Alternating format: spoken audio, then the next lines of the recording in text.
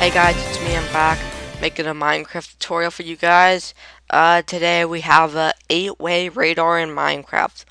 This is probably the best radar you can currently make in Minecraft, as it is extremely effective if, you can effectively read these things, information logs, aka these lights that you see around here. Basically how it works is you got 4 command blocks, detecting players within a radius that's off in that direction, and that radius encompasses this entire area. That one covers the circle around that direction, that one covers the circle around this direction, so on and so forth. And if there's one player in that direction, one light lights up.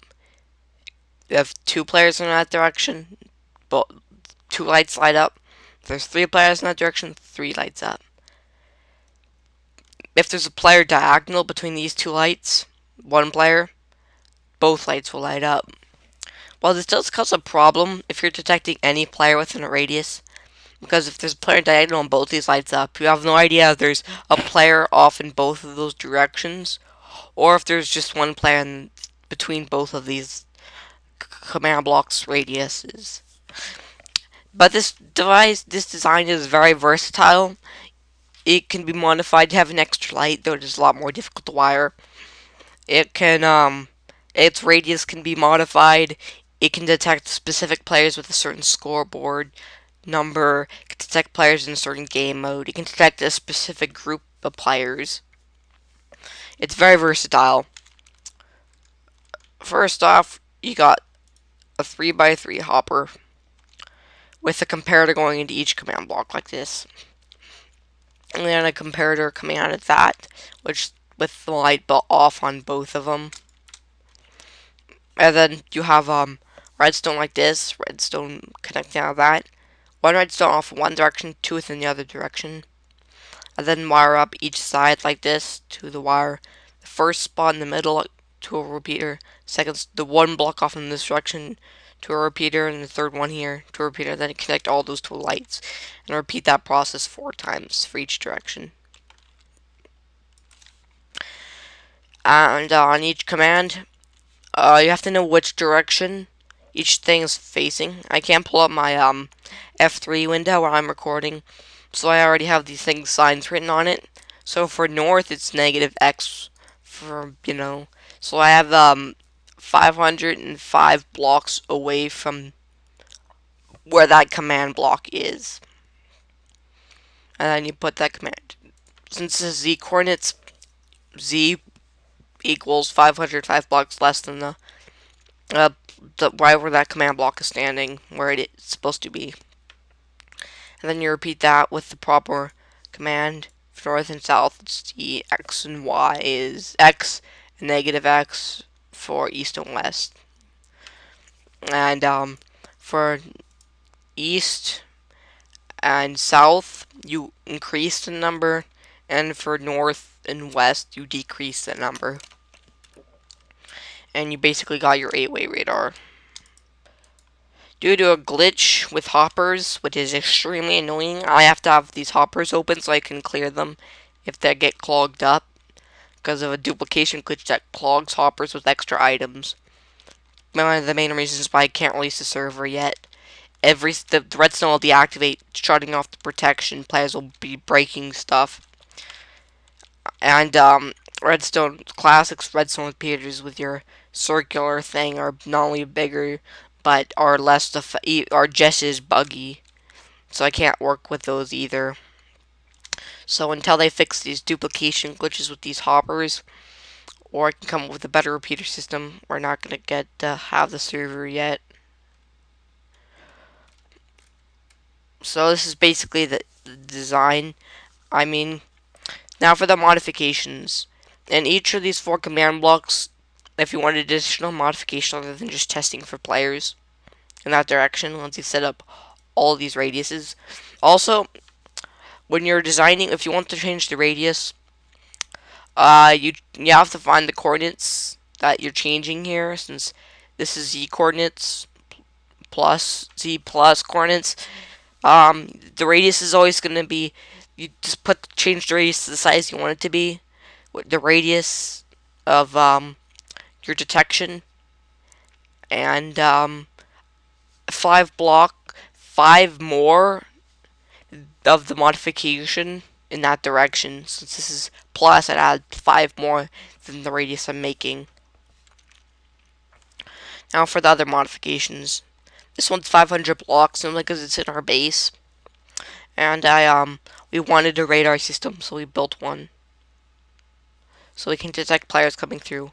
Now if I want a modification, you're going to have to put all the modifications on all 4 command blocks. It's nice to have these command blocks accessible from this spot, so you don't have to go through any maintenance to change them.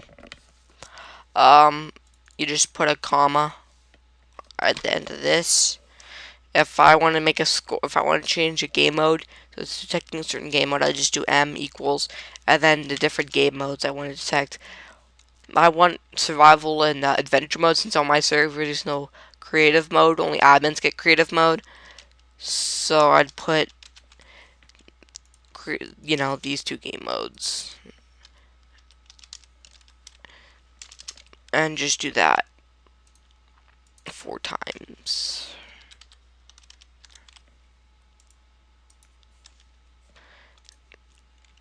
There we go. Now it won't detect me. Now admins won't get messed up with this radius.